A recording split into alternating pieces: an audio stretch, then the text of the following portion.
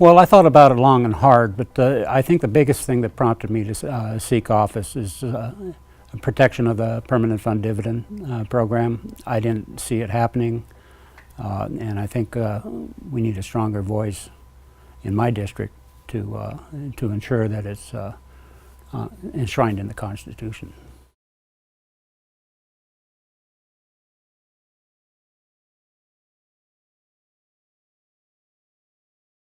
No, I don't support using the earnings of the permanent fund dividend program. The 50% of the earnings that is allocated to state use already is fine. You can use that. The constitutional budget reserve 50% allocation to the government, but the people's 50% of that allocation should remain with the people. To make up the difference, what I see is we've always been a natural resource state, and we simply have to develop the resources that we do have, which is plentiful. We're one of the wealthiest states in the nation when it comes to natural resources, if not the wealthiest. We just need to develop those rationally and capitalize on those profits from those royalties in order to, number one, fund government and provide permanent fund dividend.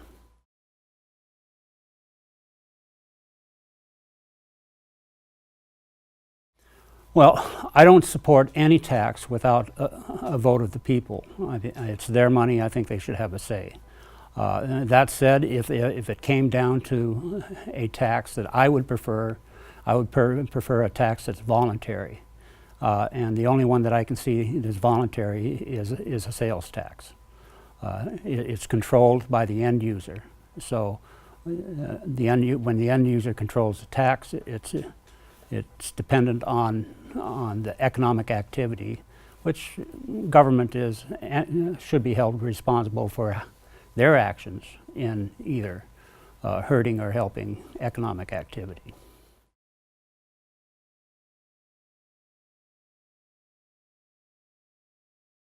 Well, first of all, I never would have voted for SB 91. I don't like omnibus approaches. I think it's a very complex issue and requires some thoughtful deliberation with experts in the field, the people that are adversely affected directly by it, and then come up with a experimental approach of where we try something, see if it works, and then expand on it if necessary in the future. Certainly before SB 91, everything was we were in a bad state.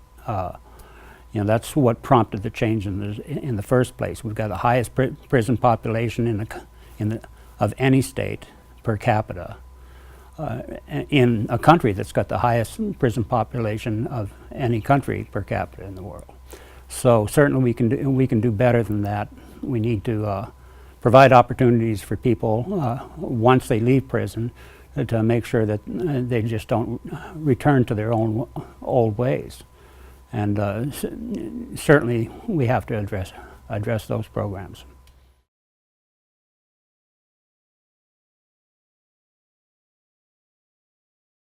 Well, I'm libertarian, and of course I don't see the doubling down on the war of drugs, which many of candidates are doing, as being productive.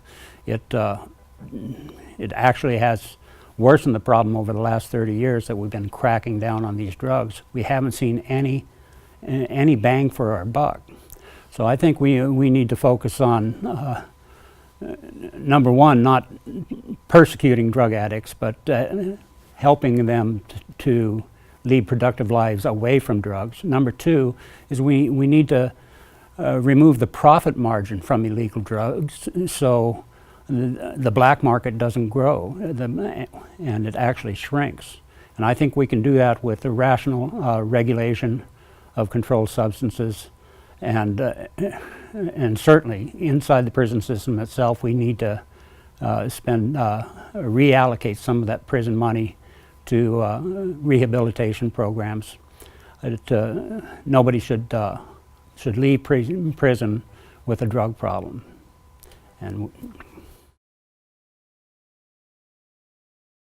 Well, certainly it's crime. Property theft is really rampant in the area, and a lot of it, I believe, is economically driven. It's an easy target to say drugs and drug addicts, but really, when you take so much money from the lower end of the social economic scale, like they did by stripping 50% of that PFD, which in some cases was 20–30% of a household income. When you make that much of an impact on the low end of the scale, you get more desperate people. And certainly drug addicts are desperate too. So we have to address those problems, and growing an economy would help solve those problems. And the other thing is we have to make sure that crime doesn't pay. With these property theft issues, restitution to the victims themselves should be the priority.